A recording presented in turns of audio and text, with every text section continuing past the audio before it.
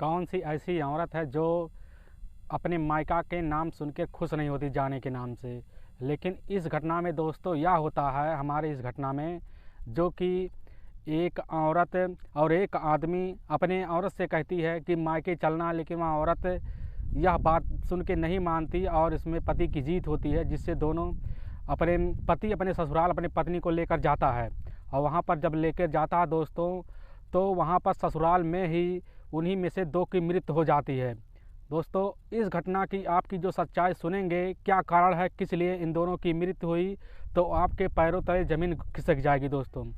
और इस घटना के दोस्तों पूरी सच्चाई जानने के लिए आप हमारे वीडियो को लास्ट तक ज़रूर देखिए। नमस्कार दोस्तों, मैं प्रदीप कुमार आपको अपने टेढ़ी बात चैनल में स्वागत करता हूं। दोस्तों आज की जो घटना है यह है राजस्थान के बाड़मेर ज़िले की, और उसी में एक गांव लगता है जिस लानगेड़ा फाटा पड़ता है। और उसी लानगेड़ा फाटा के पास एक बगीचा होता, उसी बगीचे में कुछ लोग जाते हैं। तो सुबह का टाइम होता, लोग टहलते हुए जाते हैं शौच के लिए। तो वहाँ पर देखते हैं कि दो लोग रस्सी से, एक आदमी है एक औरत है, दोनों रस्सी से लटके हुए होते हैं। तो यह चीज़ गांव के लोग दंग रह जाते हैं। आखिर यहाँ पर शाम को सब सही था, लेकिन यहाँ सुबह होते हुए हो क्या गया।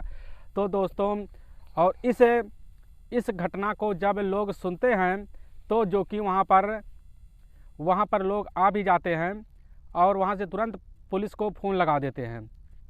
लगाने के बाद दोस्तों तुरंत पुलिस को फ़ोन लगा देते हैं, और फ़ोन लगाने के बाद दोस्तों पुलिस वहाँ के जो एसपीओ होते हैं, जिनका नाम परबत सिंह होता है, वहाँ से तुरंत वो एक्शन लेते हैं और वहाँ से तुरंत पूरी टीम के साथ उस बगीचे में पहुँचते हैं। वहाँ पर उस लाश को अपने कब्जे में लेकर पोस्टमार्टम के लिए भेज देते हैं।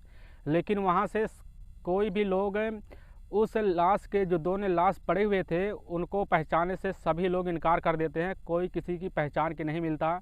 और इसी प्रकार से उस लाश की शिनाख्त कई लोगों के साथ बाज़ारों में जाके पुलिस करती रही, लेकिन वहाँ किसी के हाथ कोई शिनाख्त नहीं लगा। तो जब एसपीओ साहब को यह सूचना नहीं मिलता है किसी से, तो उनके दिमाग में यह वहम बैठ जाता, आखिर यह माजरा क्या है। तो इस चीज़ से पूरी जानकारी हासिल करने के लिए दोस्तों, जो कि वहाँ के एसपीओ साहब परबत सिंह, वहाँ के पास के एक गांव पड़ता है जिसका नाम दोस्तों खरेनिटिया गांव के पास जाते हैं। तो वहाँ के लोग कई लोग इस बात की जानकारी होते हैं, लेकिन वह पुलिस को यह बात नहीं बताते हैं। तो वहाँ के पुलिस नहीं बताते, तो वहाँ उसी में से पता चलता, उसी गांव की एक लड़की थी जिसका नाम, काल्पनिक नाम दोस्तों सीता थी, जो कि वहाँ पर रहती थी और जिसकी उम्र 20 साल से था। और वहाँ के एक लड़का था जिसका नाम दोस्तों गोताराम था। और गोताराम से उस लड़की की, सीता की सगाई गोताराम से फिक्स हो जाती है। फिक्स होने के बाद दोस्तों, और जब बारात आती है वहाँ के लड़के के ससुराल, तो वहाँ पर उस लड़के की जब परछावन के लिए वहाँ पर लेडीज आती है, तो जो कि उनकी सासू माँ आती हैं। तो उस समय कई औरतें थे, वह हाथ में लेकर सब कुछ खड़ी थी, लेकिन वह परछावन करने के लिए तैयार नहीं थी। स्वागत करने के लिए उस लड़के का कोई तैयार वहाँ पर नहीं हुआ। फिर वहाँ पर एक औरत आई, बहुत ही खूबसूरत औरत थी, और वह हाथ में सब लेकर, तिलक लेकर उस लड़के के माथे पे लगा के उकरने लगी। लेकिन वह गोताराम उस औरत को पूरी तरह से देखता रहा, वह किसी पर उसकी नज़र नहीं पड़ी। वह उसी औरत को बार बार वह देखता था, और जो कि वह उसकी सासू माँ वही थी दोस्तों। इसके बाद फिर आगे जाके वह जब अच्छी से विदाई हो जाता, वहाँ से विदाई होने के बाद पूरी बारात वहाँ घर वापस आ, लेकिन उस गोताराम के दिमाग में यह 2-3 दिन तक लगातार वह घूमता रहता, वह औरत का शक्ल। और फिर क्या होता है, कुछ दिन बाद जब वह लड़का अपने ससुराल जाता है, तो वह औरत उससे नज़र पड़ती है, फिर उससे प्यार होने लगता। अपनी बात नहीं गोताराम खोल पाता, धीरे धीरे वह बात अपनी सासू माँ के सामने खोल देता। उसकी सासू माँ भी क्या करें, और उस लड़के के बहकाव में आ जाती है, जिससे उस सासू माँ का और गोताराम का दोनों का संबंध हो जाता है। फिर यह सिलसिला संबंध के बीच चलता ही रहता है। ऐसे ऐसे चलने के बाद दोस्तों धीरे धीरे यह संबंध बहुत आगे बढ़ता है, जिससे इसके बाद यह संबंध आगे करवट लेने लगता है। और यह जो कि गोताराम अपनी बीवी से कुछ बीच में झगड़े बार बार करने लगता है मायके जाने के लिए, और गांव में इस गीता के जो कि सीता के गांव में लोग चर्चे में थे कि इनके घर में कोई रहने वाला नहीं, तो यहाँ दामाद आके गांव में क्या करता है। और इसकी जो बीवी थी सीता यहाँ अपने ससुराल पड़ी रहती या अपने ससुराल दोनों अलग अलग रहते थे। और इसी बीच अपनी पत्नी को लेने के लिए जाता है, जो कि उससे बोलता है चलो चलते हैं, लेकिन वहाँ गीता यह बात इनकार करती है कि हमें नहीं जाना, तुम्हें जाना तो तुम चले जाओ।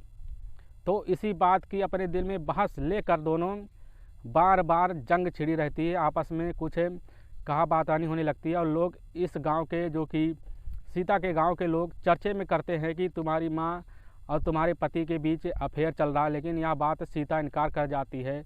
वह विश्वास अपने माँ के ऊपर नहीं कर सकती, क्योंकि वह उसकी माँ थी और उसके दिल की थी, जो कि इस बात से उसको शक करना भी गुनाह था उसके लिए। धीरे धीरे यह बात जब आगे बढ़ने लगती है दोस्तों, फिर एक दिन क्या होता है, वह जब कि गोताराम अपने पत्नी को मनाने के लिए जाता है कि चलो हम ससुराल ले चलते हैं, तो उसकी पत्नी इनकार करती है, लेकिन वह गोताराम अपनी जंग जीत जाता है, जिससे वह उसको सीता को लेकर वह अपने ससुराल चला जाता है। फिर क्या होता है, एक दिन वह जब सीता नीचे थी और उसकी जो कि माँ और उसका पति दोनों गायब थे, तो वह जीने पर से जा रही थी, तो वह दरवाजे पर देखती है कि दरवाज़ा बाहर से बंद है, तो वह जंगले में झांकने लगती है, तो अंदर दोनों को नग्न अवस्था में देखकर वह बहुत अचंभा रह जाती है। उसके पैरों तले सीता के ज़मीन खिसक जाती दोस्तों, और इसी बात से वह लेकर अपने मन में बहम बैठ जाती है। और वह जब पूरी तरह से नग्न अवस्था में दोनों होते हैं, तो वह जो कि उसका पति गोताराम सीता को झांकते हुए देख लेता है। फिर इसके बाद यह देखने के बाद दोनों और उसकी सासू माँ और गोताराम दोनों यह बर्दाश्त नहीं कर पाती, और जो कि यह घटना जो कि 27 जून 2022 को फिर वह जाते हैं बाग में, उसकी सासू माँ और वह गोताराम दोनों जाके एक पेड़ से फांसी के फंदे पर दोनों लटक जाते हैं, जिससे उनकी लाश 22 जून को बरामद पुलिस को हो जाती दोस्तों। फिर और इस बेस पर पुलिस जो ढूंढती है वहाँ के सीओ साहब जो कि परबत सिंह, इस बात की पूरी जांच करने के बाद उनको कोई सबूत नहीं लगता, बस उन्हें यही लगता, पोस्टमार्टम रिपोर्ट में दिखाई देता है कि या जो कि फांसी के फंदे से लटके उनके शरीर पे ना कोई चोट होता, ना कोई मचोच होता है, और ना कोई ड्रग्स दिया जाता है।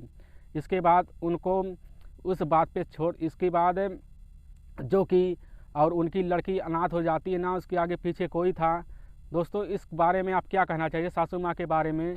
अगर ये बड़ी थी, इस बात से इन्हें यह कदम नहीं उठाना चाहिए था, इन्हें ये बहक गई, जिससे यह अपनी बेटी की ज़िंदगी बर्बाद ही कर दी, उनके पति को भी ले डूबी। दोस्तों आप इनके बारे में जो अच्छा लगे दोस्तों कमेंट जरूर करिए। दोस्तों इस वीडियो के माध्यम से आपको हम सचेत और सावधान करते हैं, आपको हम ठेस पहुंचाना नहीं चाहते दोस्तों, बस आपको हम सतर्क करना चाहते हैं। दोस्तों आपको हमारा वीडियो कैसा लगा, आप हमारे चैनल पर लाइक और सब्सक्राइब जरूर करें दोस्तों, हम आपके बहुत आभारी रहेंगे। तब तक कि राम राम, जय हिंद दोस्तों।